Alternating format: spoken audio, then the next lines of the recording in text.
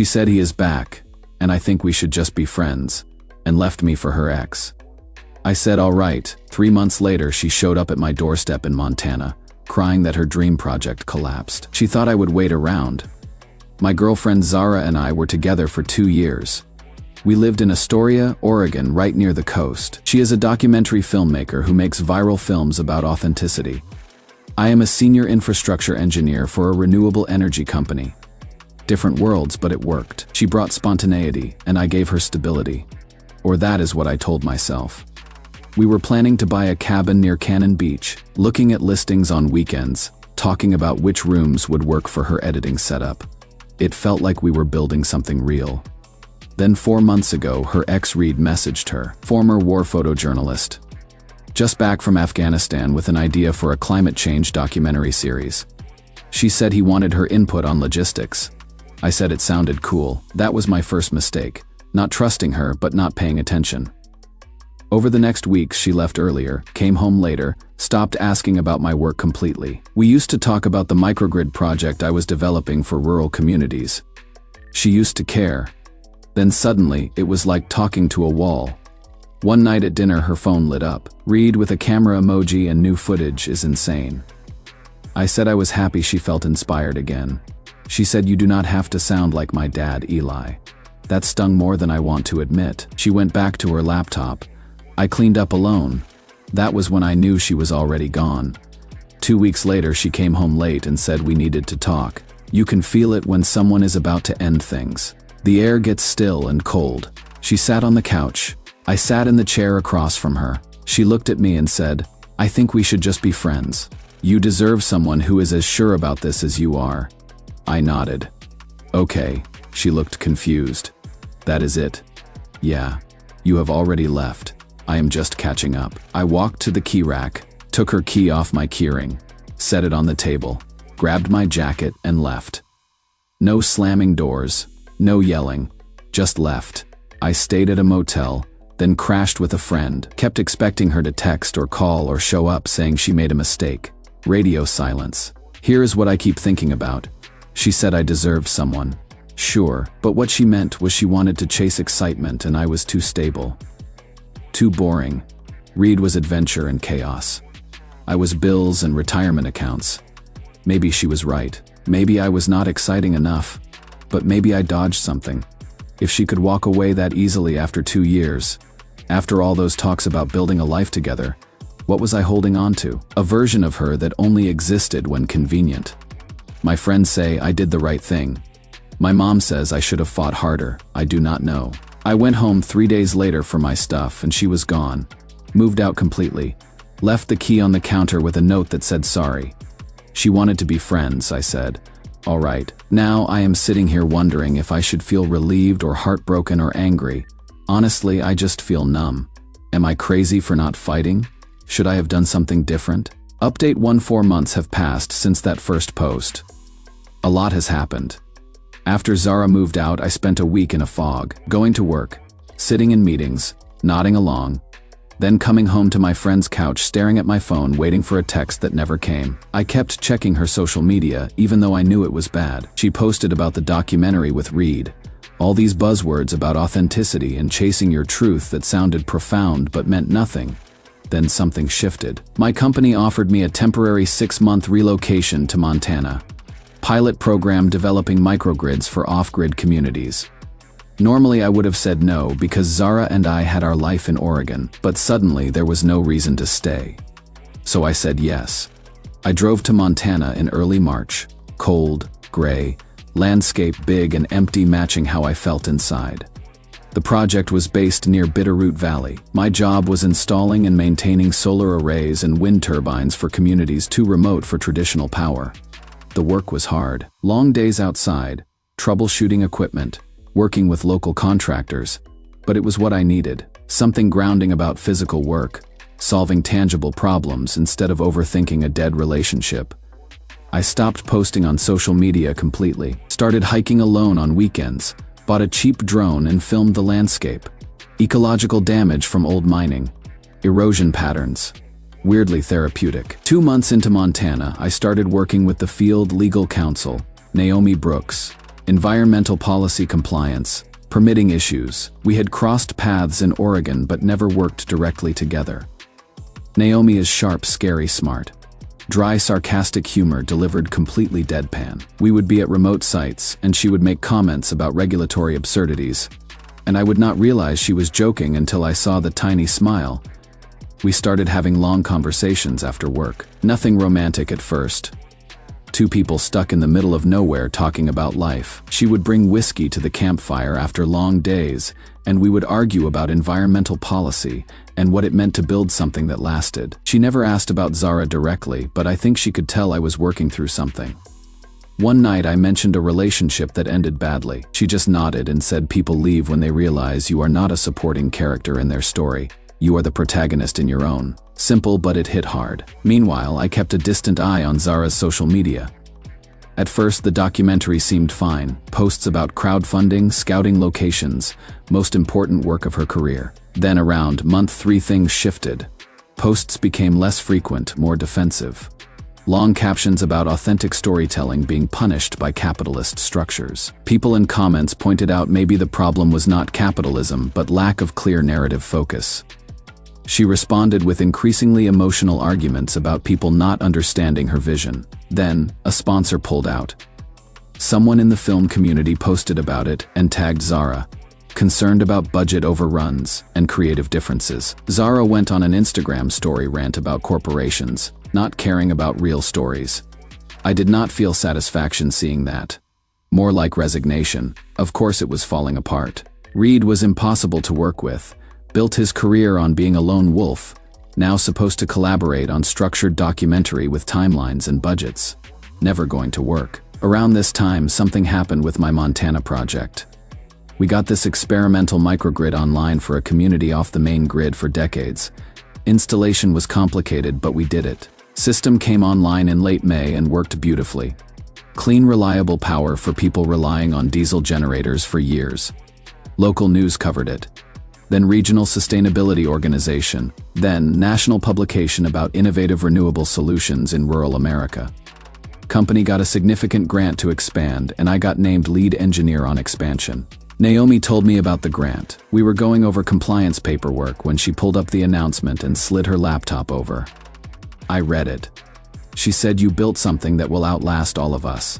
That matters." We started dating officially a week later. Not dramatic.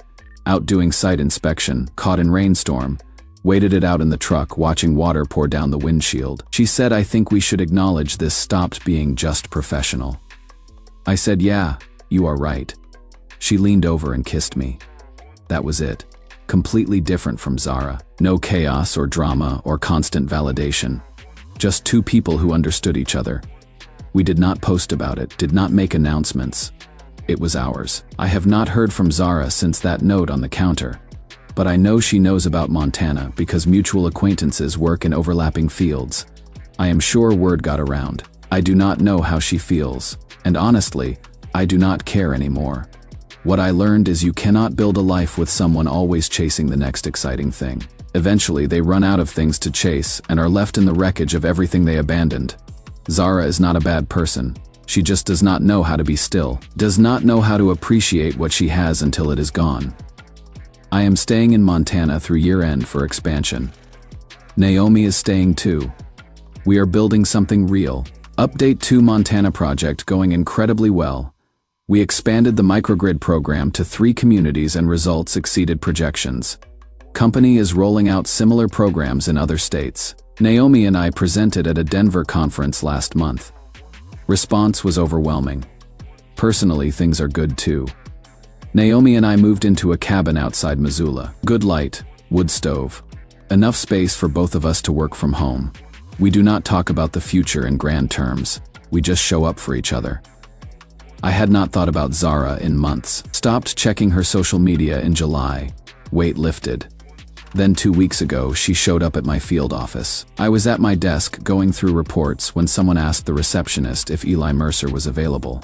I recognized the voice. Stomach dropped. Walked to the lobby, and there she was. Thinner, dark circles makeup could not cover, but still that magnetic energy. She said hey with a small sad smile. I just stood there. then said, "What are you doing here?" She said, "Filming a documentary about rural resilience and renewable energy. Heard about the Montana program. Wanted to include it. Great story about innovation and sustainability. All the buzzwords." I did not buy it. If she was really there professionally, she would have gone through official channels, contacted PR. Showing up unannounced was personal. I told her she needed to submit a formal request through PR. She said okay, but also could we grab coffee and catch up? I said I did not think that was a good idea. She looked hurt, said she just wanted to talk. Against better judgment, I agreed to meet that afternoon. Texted Naomi to let her know. She just sent a thumbs up and said, "Let me know if you need backup." That is who she is. No jealousy, no drama, just trust. We sat at a coffee shop trying too hard to be rustic. Exposed brick, Edison bulbs, overpriced pour over. She ordered complicated oat milk drink. I got black coffee. Small talk for a few minutes. She asked about the project. I gave her the overview. Long silence. She was working up to something. Finally, she said, "You really meant it. You really let go." I said, "You asked me to." She said, "I know, but I thought." She stopped, shook her head. "I thought you would wait. I thought you would fight for me, or at least be angry, but you just walked away like it was easy." I told her it was not easy. One of the hardest things I ever did. But I was not going to fight for someone who decided I was not enough, not going to beg someone to stay who wanted to leave. She started crying, quiet tears running down her face. She said Reed left, hooked up with a producer in Denver, and bailed on the project. She tried salvaging the documentary alone, but it was falling apart. Funding gone, narrative incoherent. Months of her life and thousands of dollars on something that was never going to work. Because Reed cared more about the next thrill than finishing anything. She said, "I thought I needed chaos to feel alive, but it just ate me alive. I chased excitement and lost the one stable thing I had." I did not know what to say. Part of me felt bad, part angry. She expected sympathy. Mostly just distant, like watching this happen to someone else. I said, "I am sorry that happened, but I do not think there is anything I can do. You made your choice. I made mine. We are both living with consequences." She asked if I was seeing anyone. I said yes. She asked if it was serious. I said, "Yeah, it is." She nodded, wiped her eyes. "I deserve that. I deserve that. I know I do." "No, you were right. I was wrong." I told her I did not need her to tell me I was right. I was not keeping score. I just wanted us both to move on and be happy, even if that meant not being in each other's lives. We finished coffee. Awkward goodbyes in the parking lot. She said, "Take care." I said, "You too." She got in her car and drove away. I sat in my truck processing, called Naomi and told her everything. She listened without interrupting. When I was done, she said, "How are you feeling?" I said, "Honestly, I feel okay. Seeing Zara did not make me want her back. Just confirmed I made the right decision. She is still chasing something she will never find, and I am done being collateral damage." Naomi said, "Good." Then told me to come home because she was making dinner. That night, Naomi heard a car pull up outside. She looked out and saw Zara sitting in her car in our driveway, just sitting there staring at the cabin. Naomi grabbed a jacket and went outside. She told me later, Zara said she was waiting for a ride because her car broke down. Naomi did not believe her but invited her inside for coffee anyway because it was cold. They sat at the kitchen table. Naomi made coffee. They had civil but tense conversation. Naomi said Zara kept looking around, cataloging everything. The wood stove, bookshelves, simple furniture. Naomi's case files next to my equipment reports. Finally, Zara said, "You two really work, do you not? Like you actually understand each other?" Naomi said, "Yes, we do." Zara said, "Eli used to look at me like I was the most fascinating person in the world, like I was this creative genius. He could never understand. I loved that. Loved feeling mysterious and special." Naomi said, "That sounds exhausting." Zara laughed. "Yeah, it was. Turns out mysterious just means inconsistent and special means self-centered." She said, "You are lucky. He is a good person." Naomi said, "I know. That is why I am with him." They finished coffee. Naomi offered to call a tow truck. Zara said she would be fine and left. Naomi told me all this when I got home. I shook my head, said thank you for handling that. She said there was nothing to handle. Zara was just someone who did not know what she had until too late and now had to live with that. Zara left Montana the next day. I blocked her on social media not from anger but for closure. I do not need to know what she is doing. That part of my life is over. What I learned is some people only love the idea of you. They love how you make them feel or the stability you provide. But they do not see you as a full person with your own needs. Zara loved the version of me that existed to support her ambitions, not the real me. The guy who wanted to build microgrids and argue about policy over campfire whiskey. Naomi sees me. She challenges me and supports me and makes me laugh. Does not need me to be anything other than who I am. That is real partnership. I think I am done updating. Time to move forward. Final update: almost 3 months since Zara showed up in Montana. A lot has changed. I figured you deserved to know how this ends. Montana microgrid project wrapped successfully in December. Hit every target, exceeded most. Expansion rolling out in 6 other states. Talk of federal funding to scale nationally. Company promoted me to lead a new division focused on rural renewable infrastructure. More responsibility and travel, but exactly the work I want. Naomi and I relocated back to the Oregon coast in January. Found a place near Yaquina Head Lighthouse, right on the water where you can watch storms roll in. Close enough to main office, remote enough for space. Not rushing anything. No engagement announcements or wedding planning. Just living our lives together feels exactly right. We do not post much on social media. Once in a while, Naomi shares a site visit photo or I post about renewable energy work, low-key. Hours last week, Naomi posted a picture she took of me at dawn. I was up on a coastal bluff repairing a broken wind sensor. Older turbines we maintain. Light coming up over ocean. Everything had that orange gold quality at sunrise. I did not know she had taken it until she showed me. She posted it with caption, "Patience is a form of faith." No context, just that line and image. Within an hour, normal engagement. Colleagues commenting about the project, friends reacting to scenery, normal stuff. Then I saw Zara had liked the photo, almost missed it. Her profile picture was different. Did not recognize the account at first, but definitely her. She liked the post, then unliked it 30 seconds later like she had not meant to interact. I checked her profile out of curiosity. Basically, empty. No posts, no followers, no activity. She had wiped it clean. Bio just said filmmaker with no links or contact. Few hours later, her entire account disappeared. Not deactivated where you can reactivate. Fully deleted where the username does not exist. Naomi noticed too, said that is intense. I said yeah, we did not talk much about it. What is there to say? Zara saw the life I was building without her, and it was too much.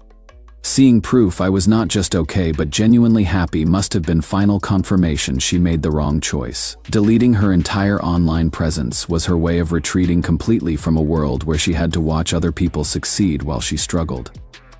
I felt sad for her, honestly. Not patronizing but genuine. Zara is not a bad person.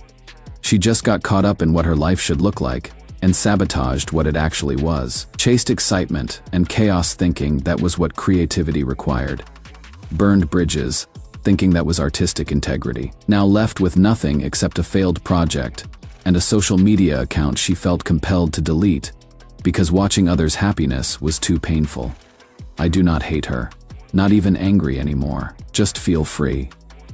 Few days after the account deletion, I was out on the coastal trail with Naomi, walking at dusk, watching fog roll in over ocean, wind turbines on the ridge behind us humming steadily, that low rhythmic sound I associate with productive work. Sound that means things functioning the way they should, energy being converted and distributed to people who need it. I stopped walking, stood there looking at the water. Naomi stopped too, asked what I was thinking. I said thinking about how you cannot save people from the storms they chase. Some people always choose chaos over stability because chaos feels like freedom. But eventually chaos destroys everything, including the person who craved it. Naomi put her hand in mine, said no, you cannot save them. But you can build something that outlasts the storms. Build something solid enough that it is still standing when chaos finally burns itself out. That hit me hard, clarifying way. That is exactly what I had been doing this past year without really articulating it. Building systems that outlast any individual drama. Building relationships that do not require constant validation or excitement to survive. Building a life based on showing up consistently instead of chasing the next thrill. Zara is probably somewhere trying to figure out her next move. Maybe she will finish that documentary. Maybe find a project that works. Maybe meet someone else and try to build a life that does not implode. I genuinely hope she finds whatever she is looking for. Hope she learns to be still long enough to appreciate what she has instead of always searching for something better. But that is not my concern anymore. My concern is standing next to me holding my hand. My concern is the turbines generating clean energy. My concern is showing up tomorrow and doing good work and coming home to someone who sees me for exactly who I am. I learned a lot from this. Learned that walking away with dignity is not giving up. Learned some people only love the idea of you, and that is not enough to build on.